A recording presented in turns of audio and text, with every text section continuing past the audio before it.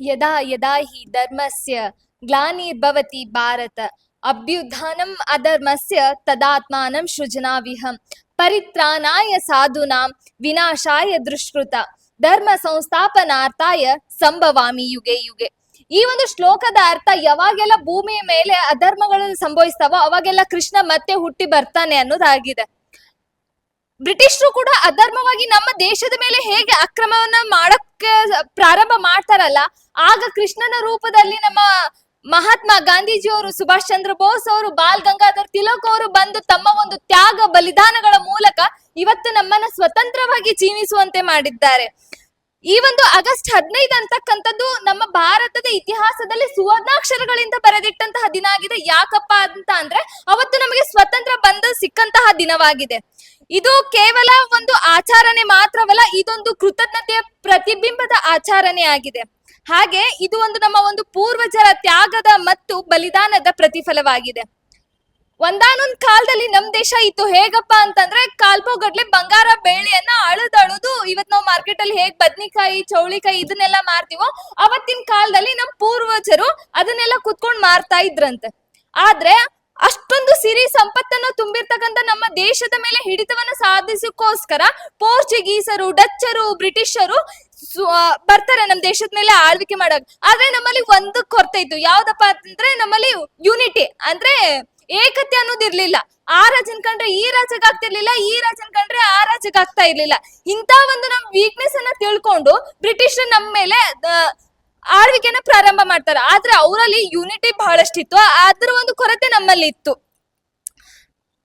ಆ ಒಂದು ಅವ್ರ ಒಂದು ದೌರ್ಜನ್ಯದಿಂದ ನಾವು ತಪ್ಪಿಸ್ಕೋಸ್ಕರ ಸಾಕಷ್ಟು ನಮ್ ದೇಶದ ನಾವು ಸಾಕಷ್ಟು ಹೋರಾಟಗಳನ್ನ, ಚಳುವಳಿಗಳನ್ನ ಮಾಡ್ತೀವಿ. ಅದ್ರಲ್ಲಿ ಕೆಲವೊಂದಿಷ್ಟು ಮಾತ್ರ ಇಲ್ಲಿ ಹೇಳಕ್ ಇಷ್ಟಪಡ್ತೀನಿ. ಯಾವ್ದಪ್ಪ ಅಂತಂದ್ರೆ 1857ರಲ್ಲಿ ಮೊದಲ ಭಾರತದ ಸಮರ ಆಗತ್ತೆ, ಅಂದ್ರೆ ಸಿಪಾಯಿ ದಂಗೆ ಅಂತ ಹೇಳ್ತೀವಿ. ಸಿಪಾಯಿ ದಂಗೆ ಅಂದ್ರೆ ಹೆಂಗ್ ಗೊತ್ತಾ, ಅವಾಗಿನ ಕಾಲದಲ್ಲಿ ನಮ್ದೇನು ಸೈನಿಕರಿದ್ರಲ್ಲ, ಅವರಿಗೆ ತುಪಾಕಿಗಳಿಗೆ ಹಂದಿ ಚರ್ಮದ ಒಂದು ರಸವನ್ನ ಸೌರಿ ಅದನ್ನ ಬಾಯ್ಲೆ ಅಗ್ಯಕ್ ಹೇಳ್ತಿದ್ರಂತೆ.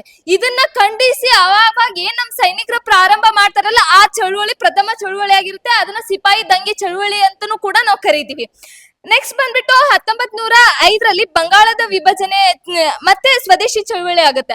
ಅಂದ್ರೆ ಬ್ರಿಟಿಷರು ಮಾಡಿರ್ತಕ್ಕಂಥ ಅವ್ರು ನಮ್ಮಲ್ಲಿ ಕಚ್ಚಾ ವಸ್ತುಗಳನ್ನ ಒಯ್ದು ಅವ್ರು ಎಲ್ಲಾ ಸಾಮಗ್ರಿಗಳನ್ನ ತಯಾರು ಮಾಡ್ಕೊಂಡ್ಬಿಟ್ಟು ಅದನ್ನ ದುಪ್ಪಟ್ ರೇಟಿಗೆ ನಮ್ ದೇಶದಲ್ಲಿ ಮಾರ್ತಾ ಇದ್ರು.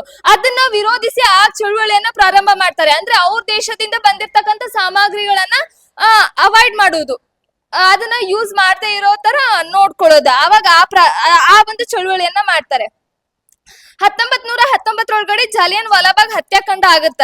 ಯಾಕಪ್ಪ ಅಂತಂದ್ರೆ ಒಂದು ರೌಲಟ್ ಕಾಯ್ದೆ ಅಂತ ಇರುತ್ತೆ. ಆ ಒಂದು ರೌಲಟ್ ಕಾಯ್ದೆ ಮುಖಾಂತರ ನ್ಯಾಯವಿಲ್ಲದೆ ಬಂಧನಕ್ಕೆ ಅವಕಾಶ ಮಾಡಿ ಕೊಡ್ತಕ್ಕಂತ ಒಂದು ಕಾಯ್ದೆ ಆಗಿರುತ್ತೆ. ಅದರ ವಿರುದ್ಧ ಆಗ ಸಾಕಷ್ಟು ಜನರು ಕೂಡಿಸಿ ಒಟ್ಟಿಗೆ ಹೋರಾಟವನ್ನ ಮಾಡ್ತಾರೆ. ಅದು ಅಖಂಡವಾದಂತ ಒಂದು ಯುದ್ಧ ಆಗಿರುತ್ತೆ. ಅದರಲ್ಲಿ ಸುಮಾರು ಜನ, ಬಹಳಷ್ಟು ನಮ್ಮ ಸೈನಿಕರು, ನಮ್ಮ ಯೋಧರು ಎಲ್ರು ತುಂಬಾ ಜನ ಸಾಯ್ತಾರೆ. ನೆಕ್ಸ್ಟ್ 1920, 1922ರಲ್ಲಿ ಅಸಹಕಾರ ಚಳುವಳಿ ನಡೆಯುತ್ತೆ.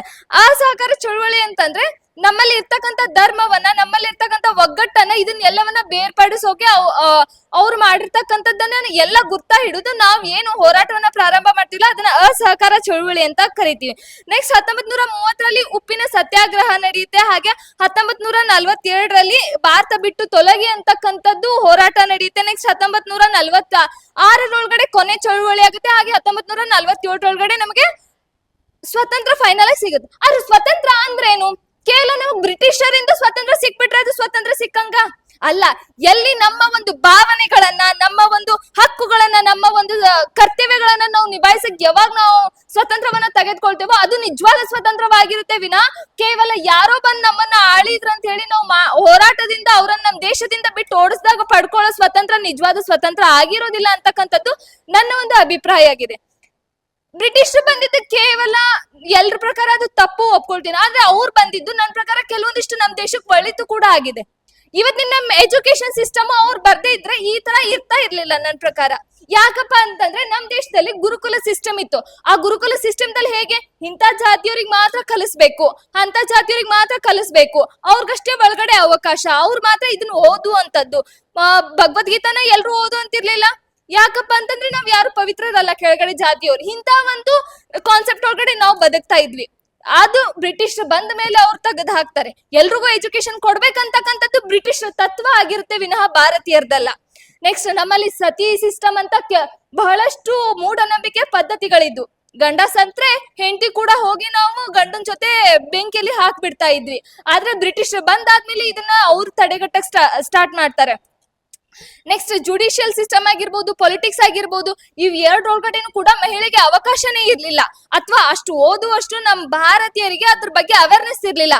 ಆಗ ಎಲ್ರಲ್ಲೂ ಓದ್ಬೇಕನ್ನೋ ಕಿಚ್ಚು ನಮ್ಮಲ್ಲಿ ಹುಟ್ಕೊಂಡಿದ್ದೆ ನಮ್ಮನ್ನ ಬ್ರಿಟಿಷ್ ಯಾವಾಗ ಆಳಕ್ ಪ್ರಾರಂಭ ಮಾಡ್ತಾರಲ್ಲ ಅವಾಗ. ಯಾಕಪ್ಪ ಅಂತಂದ್ರೆ ಬ್ರಿಟಿಷ್ ನಮ್ಮನ್ನ ಯಾವ ತಂತ್ರದಿಂದ ಆಳ್ತಾ ಇದ್ದಾರೆ ಅಂತ ನಾವು ತಿಳ್ಕೊಬೇಕಾಗಿರೋದು ಯಾವ್ದ್ರ ಮುಖಾಂತರ, ಒಂದ್ ಎಜುಕೇಶನ್ ಅನ್ನೋ ಸಿಸ್ಟಮ್ ಇಂದ ಅವ್ರು ನಮ್ಮನ್ನ ಆಳ್ತಾ ಇದ್ರು. ಬೇಸಿಕ್ಲಿ ಅದು ಅವರಲ್ಲಿ ಬಹಳಷ್ಟಿತ್ತು. ಆದ್ರೆ ನಮ್ಮಲ್ಲಿ ಎಜುಕೇಶನ್ ಇರ್ಲಿಲ್ಲ. ಆಗ ನಮ್ಮಲ್ಲಿ ಎಜುಕೇಶನ್ ರೆವಲ್ಯೂಷನ್ ಅಂತ ಹುಟ್ಕೊಳ್ಳುತ್ತೆ. ಅವಾಗ ನಮ್ಮಲ್ಲಿ ಎಲ್ರು ನಾವು ಓದಕ್ ಪ್ರಾರಂಭ ಮಾಡ್ತೀವಿ. ಒಂದ್ ವೇಳೆ ಬ್ರಿಟಿಷ್ ನಮ್ಮನ್ನ ಆಳ್ತಾ ಇದ್ರೆ ನಾವು ಓದಕ್ ಪ್ರಾರಂಭನೆ ಮಾಡ್ತಾ ಇರ್ಲಿಲ್ಲ ಅಂತ ಅನ್ಸುತ್ತೆ. ನೆಕ್ಸ್ಟ್ ನಮ್ಮಲ್ಲಿ ಯೂನಿಟಿ ಕೂಡ, ಅವ್ರ ಯೂನಿಟಿ ಇದ್ದಿದ್ದರಿಂದಲೇ ನಮ್ಮನ್ನ ಇಷ್ಟೆಲ್ಲ ಆಳಕ್ಕೆ ಪ್ರಾರಂಭ ಮಾಡ್ತಾರೆ. ಇದ್ ಎಲ್ಲವನ್ನೂ ಕೂಡ ನಾವು ಏನಪ್ಪಾ ಅಂದ್ರೆ ಬ್ರಿಟಿಷರಿಂದ ನನ್ ಪ್ರಕಾರ ಅವರಿಂದ ನಮಗಾದಂತ ಅನುಕೂಲಗಳು, ಹೌದು ಅವರಿಂದ ನಾವು ಸಂಪತ್ತನ್ನ ಕಳ್ಕೊಂಡಿದೀವಿ, ಓಕೆ. ಆದ್ರೆ ಇವೆಲ್ಲವೂ ಕೂಡ ನಮ್ಗೆ ಅವರಿಂದ ಸಿಕ್ಕಂತ ಒಂದು ಕೆಲವೊಂದಿಷ್ಟು ಕೊಡುಗೆಗಳಂತ ಅನ್ಕೊಳ್ತೀನಿ.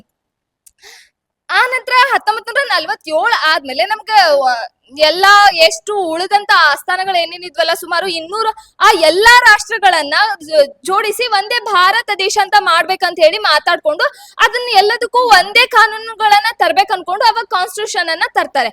ಆ ಕಾನ್ಸ್ಟಿಟ್ಯೂಷನ್ ಇಡೀ ನಮ್ಮ ಜಗತ್ತಿನಲ್ಲಿ ಅತ್ಯಂತ ದೊಡ್ಡದಾದಂತ ಯಾವ್ದಾದ್ರು ಕಾನ್ಸ್ಟಿಟ್ಯೂಷನ್ ಅಂತಿದ್ರೆ ಅದು ಭಾರತದ ಸಂವಿಧಾನ ಮಾತ್ರ ಅಂತ ಹೇಳ್ಕೊಳ್ಳೋಕೆ ನನ್ಗೆ ಒಬ್ಬ ಭಾರತೀಯಾಗಿ ತುಂಬಾ ಹೆಮ್ಮೆ ಆಗುತ್ತೆ.